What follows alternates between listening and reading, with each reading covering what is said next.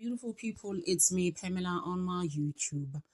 Cho, no, what's the T? Siyahlaziya. Let's just unpack on the highlights that have been going on actually since the weekend.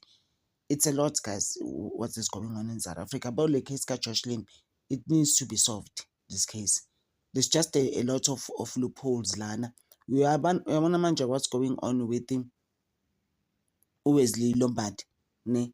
He might also not be telling the truth somehow because we are a trial within a trial, and uStefan noBhuta bathi babeshaba bona ukuthi ba-confess ne ngapha u18 naye manje sekufanele ukuthi abe involved, sebethu involved. Uyabona ukuthi it's a lot of things, there's a lot of stories. There was a time where I was a bit angry nyana nami with uKelly umaka Jocelyn last week ngithi why usisters angakhulumi ukuthi kwenzakalani, but uyabona ukuthi there was just some manipulation going on with her and people athi uyamanipulate ilo Ayanda lo, for me supposedly is a kingpin and uyena obithengisa iUBC othandana nalo sisters oqambe amangana amaningi kakhulu for the past 2 weeks when she was on the stand uLaurentia Lombard. Ngoba she actually has 2 children with Ayanda, and u18 manje uthi yazi mina uAyanda uyanxaka usethi mina ngase ngimkidnaphile ngimthumbile. I didn't even do that. Instead, when we were there marching looking for Jocelyn and then saying words or justice for Jocelyn ngamthatha lo ngoba abantu babezombulala. The community was gonna be busy with him ngoba basebeshilo ukuthi uyena othatha ingane for muthi.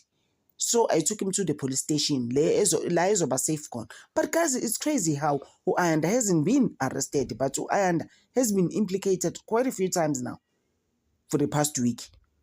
His stuff is just actually unfolding now, which I didn't even suspect, you know.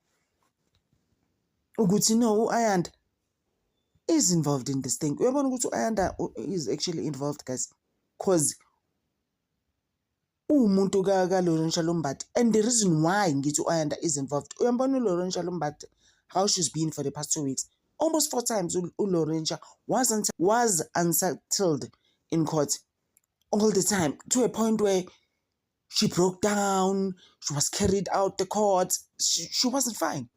uLaurentia, if she's telling the truth, like when you're telling the truth, you feel like free.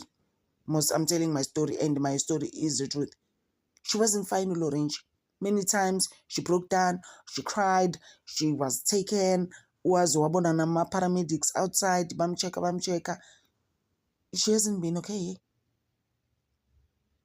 And many times the defense told her, no, sis, you are lying. You are lying because you keep on changing. Even ngisho ijudge limtshelile, and then nalo futhi ijudge manje sekuthiwa futhi unfair a bit on other things. Lamtshela ijudge ukuthi you can't say things ngelinye ilanga wathi and other days this, or am I not even understanding you, mhlambe you're not putting it right. So uLaurentia Lombard has been accused, guys, ukuthi unamanga, and uLaurentia turned the state witness, and uyambona ukuthi manje akasazi naye senamanga, ubambekile there at court, akazi ukuthi ukhuluma ngani. Ngapha futhi uStefan noBhuta angithi bathi bashawa, uyaphika i-investigative officer iyaphika ithi labo bantu akazi bazibashawa, so that they can confess to stuff that they didn't do. And uBhuta bathi washo ngisho naku-18 ukuthi lo wabazi Ayanda uyena wayethatha ingane for umuthi. Guys, masubuka though, iSangoma no Ayanda, they must be in jail. What do you think? Can you just tell me your thoughts actually on that? They must be in jail, those people. I mean, that's just my thing.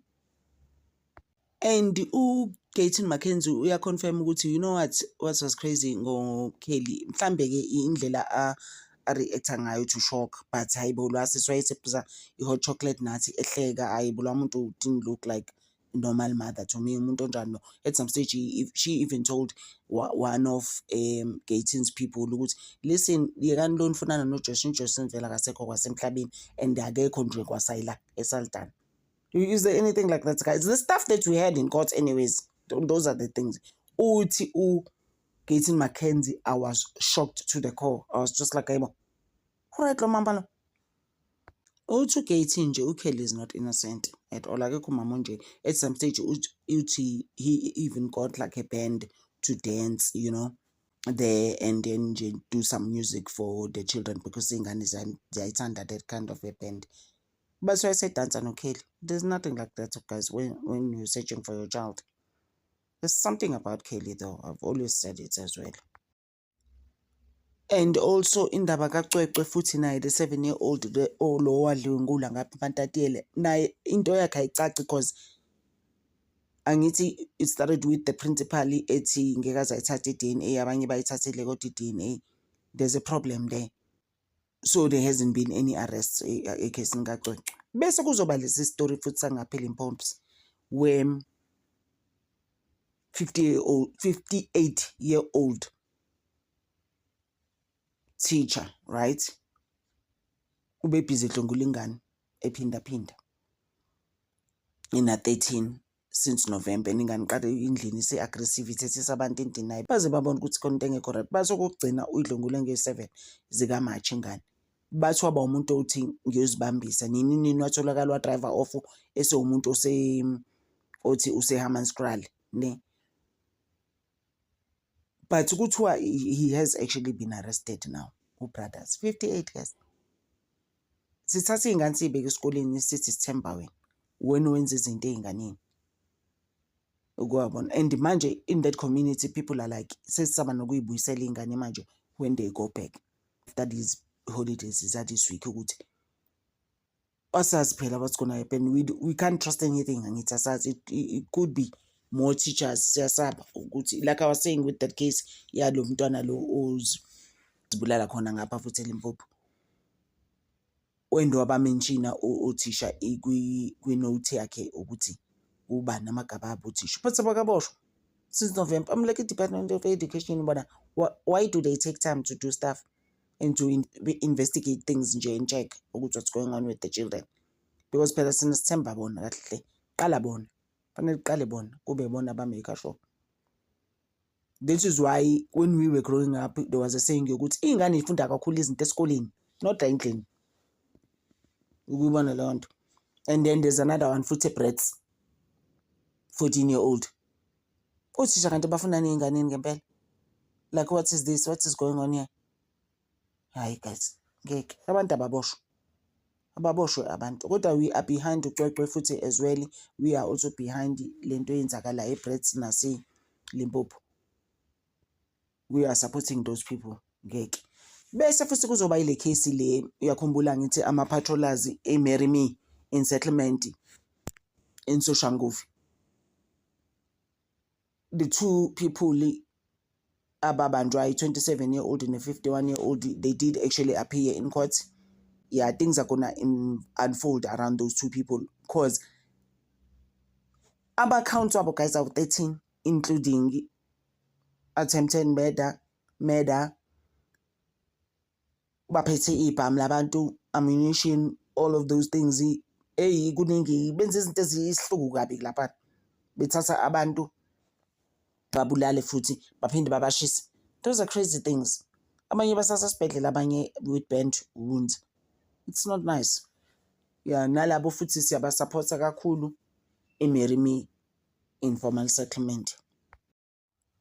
Guys, so kusimi lapho ngama-highlights nje of what's going on for the past 3-4 days, right? And then later on I'll do Senzo Meyiwa as well. The stuff that's also unfolding around him and the things now I'm also learning. I'm just like, guys, really? Is that what happened? I appreciate you guys so much for always looking out for me and supporting me on this channel. What's that? Ngithanda over, guys. Thank you.